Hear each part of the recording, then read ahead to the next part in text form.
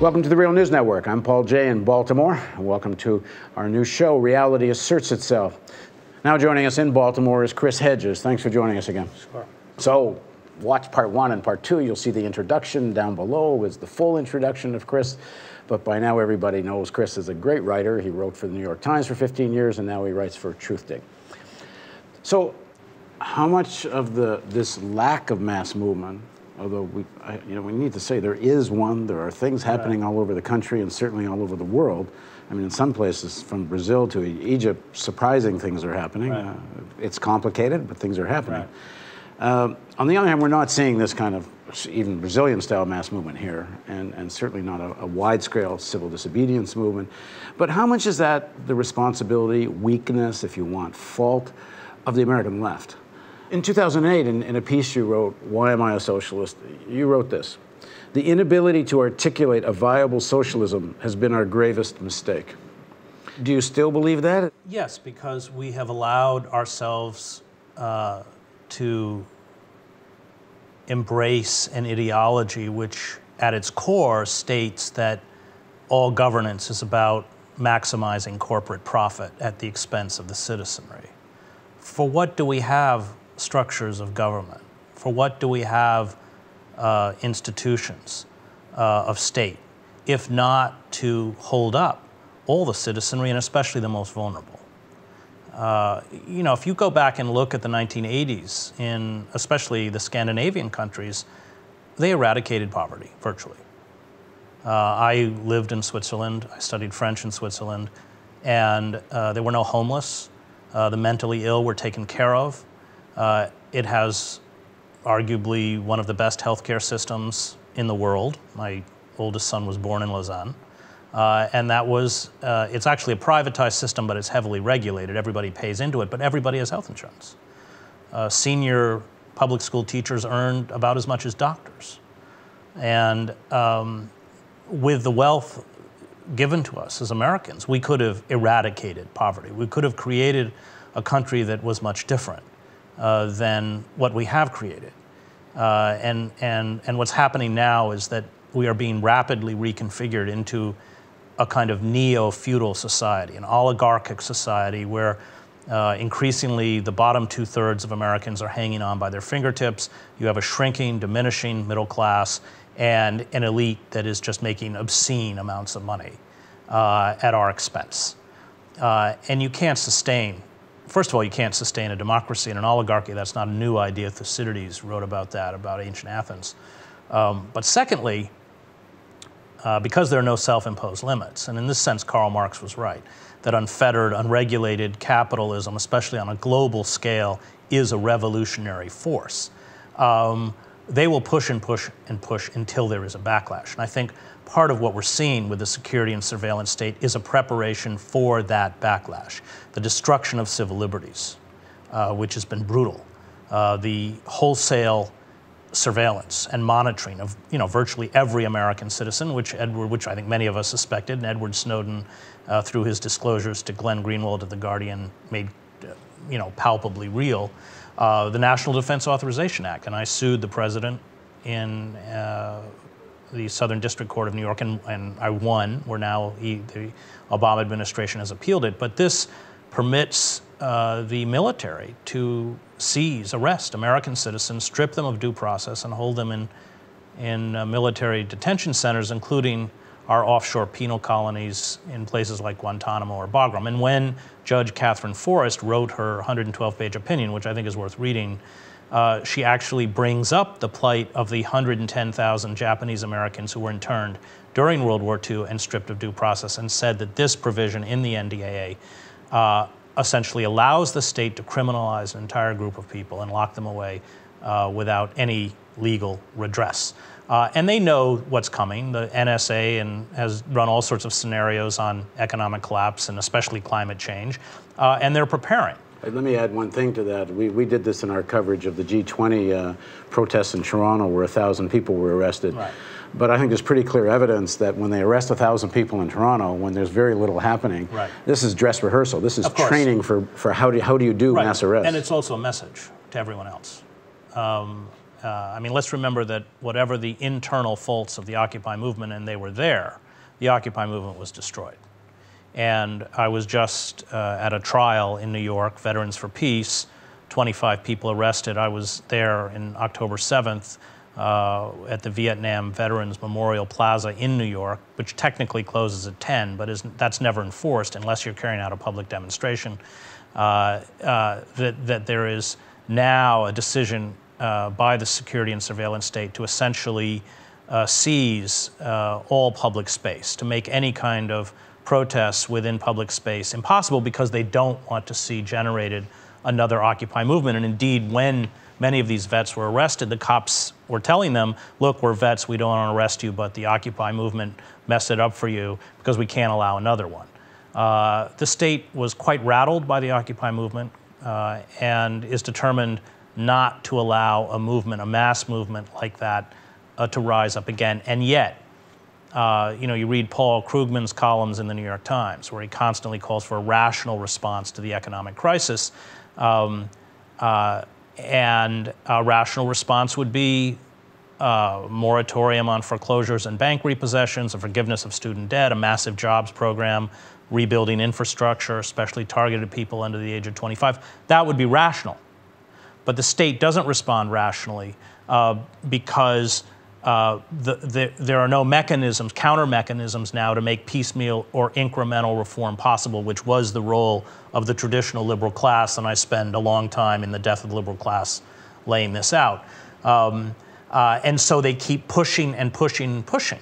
You're seeing unemployment benefits being taken away. You're seeing Head Start programs being shut down. You're seeing an assault on public education. The Congress can't even cap the student debt at 3%. It's now risen to 6%, while at the same time the Fed is lending trillions of dollars to corporations like Goldman Sachs at virtually 0% interest. And then these financial corporations, especially if you're late on your credit card, are charging us upwards to 30%. I don't know what that is. It's not capitalism. It's extortion. And that's the system that we live under. So because there are no self-imposed limits, there will be a response. It may not look like Occupy. It may not call itself Occupy. Indeed, I don't think that it will. But I've covered movements all over the world. I covered the revolutions in East Germany, Czechoslovakia, Romania. I covered both of the Palestinian uprisings or intifadas. I covered the street demonstrations that brought down Milosevic. And you know as a reporter that the tinder is there.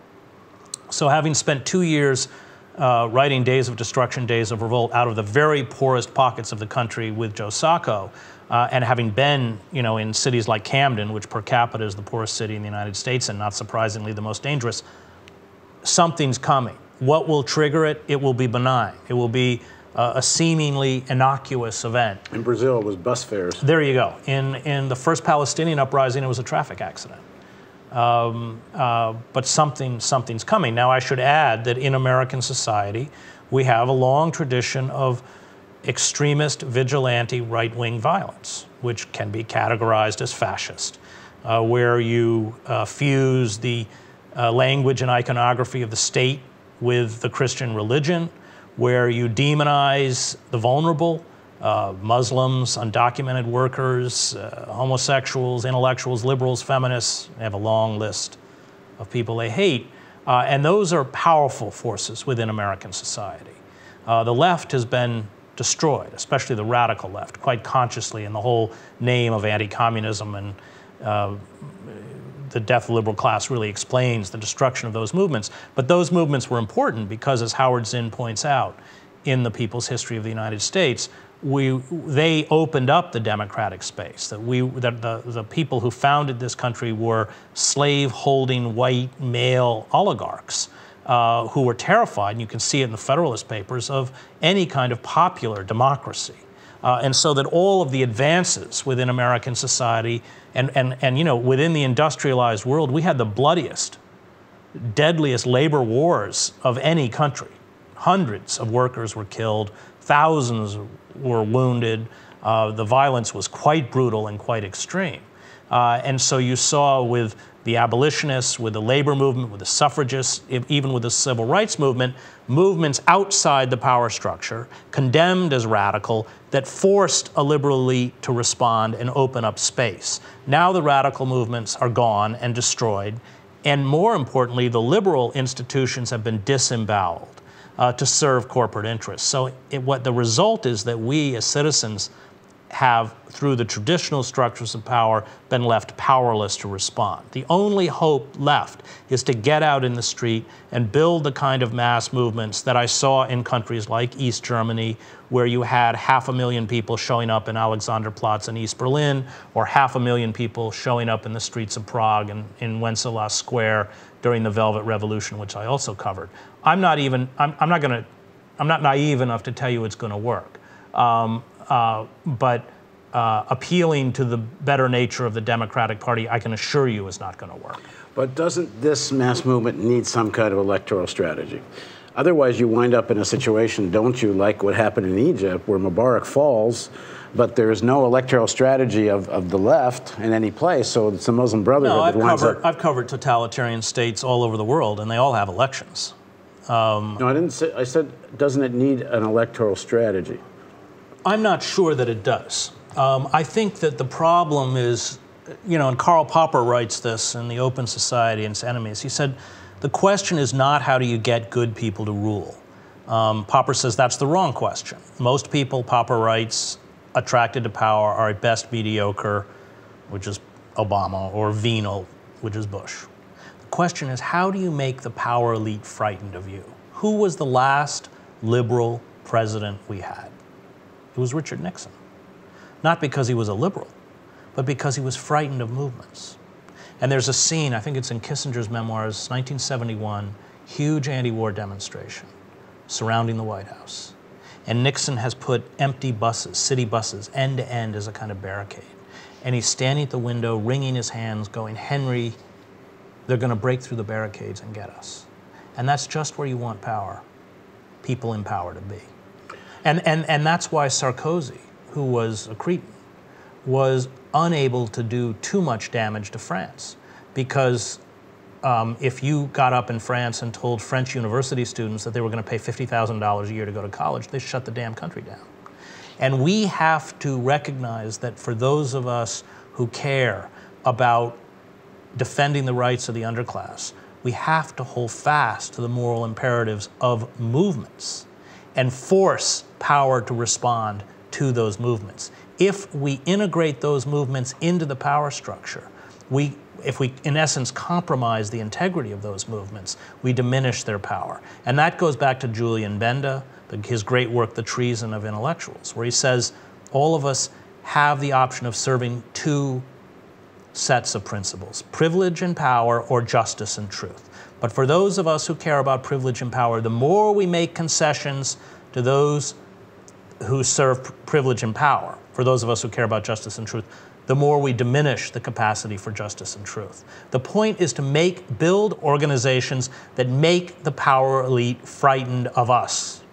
And if we invest our energy, as I think the left unfortunately has, into political parties, or at least let's say the Democratic Party, and I wrote Nader's major policy speeches for him in 2008 and voted for Gene Stein the last election, but as a kind of protest vote. Then all of the programs that I think we so desperately need in a democratic state are going to be destroyed. I mean, Roosevelt was a compromise figure.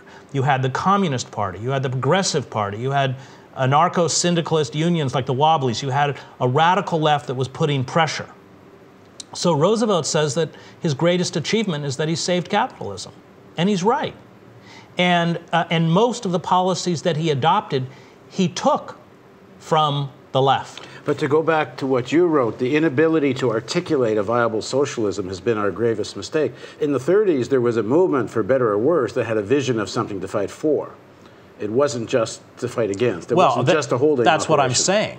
But I'm saying that we have to hold, you have to hold fast to that moral imperative. So if you keep conceding. I mean, let's look at what the liberal class has conceded to the Democratic Party. The Democratic Party in Europe would be a far-right party. It's pro-war, it's anti-union, it's anti-civil liberties. I mean, Obama's assault on civil liberties is worse than Bush. It's an enemy of the press. It's used the Espionage Act to shut down whistleblowers, which are the lifeblood of a free press. It has assassinated American citizens. I mean, you know, at what point do you say enough? And I think that Nader was correct when he ran for president by saying, if we can get 5, 10, 15 million people to withdraw from the system as a kind of counterweight, we can begin to put pressure from the other side. But right now, there is no pressure from the other side because we are effectively manipulated. Look, both sides of the political spectrum are manipulated by the same forces. If you're some right-wing Christian zealot in Georgia, then it's homosexuals and abortion and all these, you know, wedge issues that are used to whip you up emotionally. If you are a liberal in Manhattan, it's, you know, they'll all be teaching creationism in your schools or whatever. Yet, in fact, it's just a game because whether it's Bush or whether it's Obama, Goldman Sachs wins, always. There is no way to vote against the interests of Goldman Sachs. And it's only by stepping outside the system and challenging the system, and we can do that through electoral politics, which is what Debs did, 1912. I think he polled 6% of the vote. But that doesn't mean that we'll take power. It just means that we will begin to build forces that will pressure power to respond. And I think that's what we've forgotten. We have to begin to make the power elite terrified of us. And Occupy did that, by the way. They were terrified of Occupy. And you saw in the election... Because they thought it would really catch on. Well, bigger than it was. And they had to destroy it. And let's remember who destroyed it. Barack Obama destroyed it in a coordinated federal campaign because the people who were most threatened by Occupy were the Democrats, which is why they tried to co-opt the language and they sent out Van Jones, you know, Occupy the ballot booth and all this kind of stuff. In the same way they were threatened by Nader, 2000.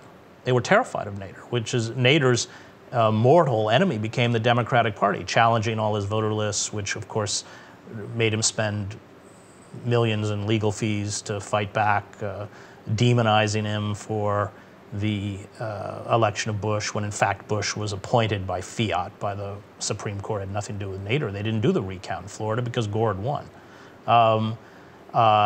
So what I'm saying is that you can have an electoral strategy, but an electoral strategy is not going to include embracing the Democratic Party. Well, let's pick that up in the next segment. Yeah, I'm not yet saying what I think the strategy is. I'm just saying if there isn't one that's in some way or form, then you're never talking about taking power. At best, you're talking about a defensive operation and putting pressure on those who have power. Right. But hold on. Okay, all right. We're going to do this in the next segment. Okay. So please join us, next part of this series of interview with Chris Hedges on Reality Asserts Itself on the Real News Network.